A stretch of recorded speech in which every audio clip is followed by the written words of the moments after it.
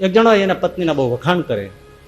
એ મારી પત્ની તો મને જમાડ્યા વગર કોઈ દી જમે નહીં ને માણે હું ઘરે જાઉં એટલે મને તરત પાણીનો ગ્લાસ આપે ને મને ઢોલિયો ઢાળી દે ને આવું બધું બહુ આવા પત્ની કોઈને મળે નહીં બહુ બહુ બહુ બહુ બહુ બહુ વખાણ કરતો હતો.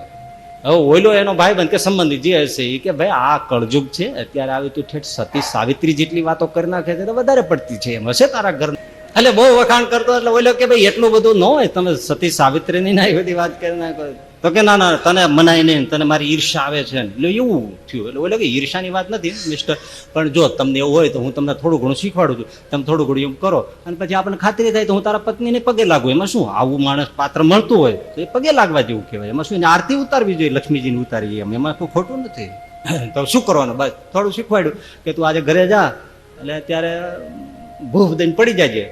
અને મોઢામાં કંઈક આપ્યું છે એ ચડાવજે એટલે તરત મોઢામાં ફીણ આવી જાય છે અને કરીને પડી જાય છે તો પછી હું એ ટાણે પછી આવી જઈશ પછી જોઈ ખેલ કરી રાખજે તું જોઈ રાખજે એમ હા કસોટી થઈ જાય ને તને નકામું બ્રહ્મમાં રહેવું કે આવું છે હવે પેલો ગયો અને આ બધા શીખવાડ્યું એ પ્રમાણે પેલો જઈને ઘરે જઈને હજી પાણી પીધું ન પીધું કોને શું ફ્રંકટી ખાધી ને ભૂ દઈને પીડ્યો લાંબો ભફાકો થયો તેને ઘરના રસોડામાં લોટ બાંધતા છે આવ્યા ઓય બાપરે એવું થઈ ગયું તમને ત્યાં નજર ભૂલી ગયા મોઢામાં ભીણ કઈક ટૂથપેસ્ટ જેવું મોઢામાં ભરી દીધું છે એવા ભીણ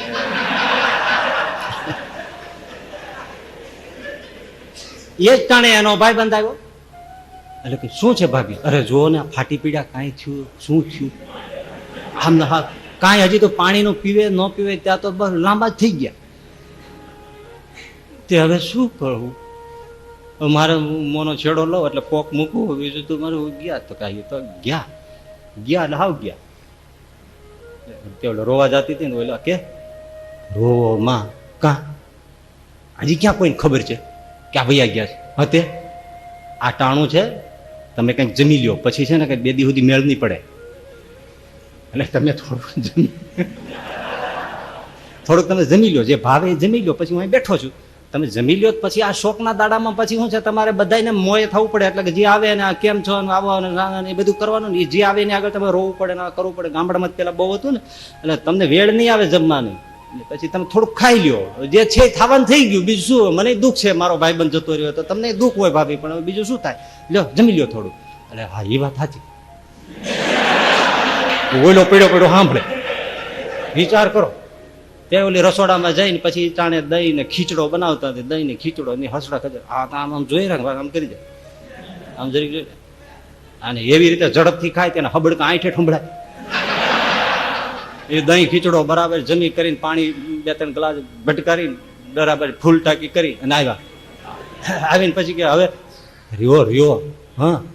આના મોઢામાં ઉપર 2 નીચે 2 સોનાના દાંતની ખોભળા ચડાવ્યા છે આ હળગાવીને સ્મશાનમાં વયું જાય આનો ભાવ કેટલો સોનાનો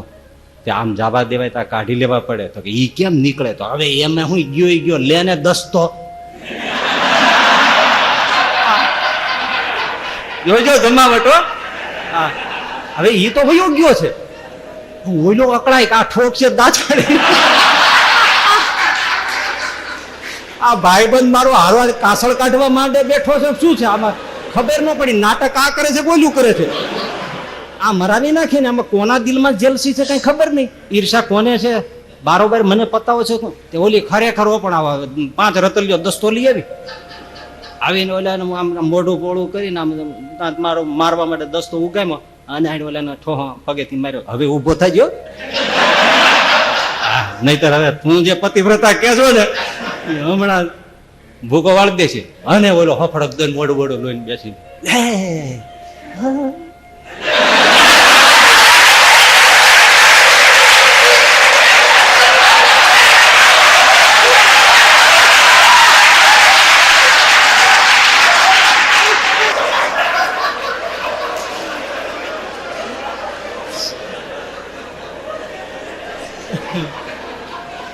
અને પછી જે ઓલો કવિ નહોતો તો કવિ થઈ ગયો એ બોલ્યો એ સાંભળજો એ કે ધન છે મારી પતિવ્રતા નાર તું દઈને ખીચડો જાર પણ મારા દાંત વગર વાકે કાપાય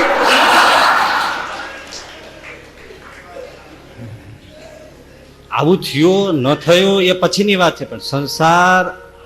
આવો છે અને કેવો છે સમજી લો. એક જગ્યાએ બહુ બનેલી ઘટના હોય એમાં તરત તમને હા પડશે.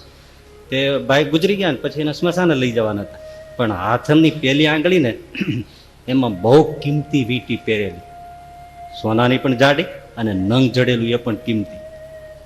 એ સમજો ને 50,000-50,000ની કંઈક એવી કિંમતી વીંટી. તે હવે ગમે તેમ કાઢી જ લેવી છે ને, કોઈ જવા દે.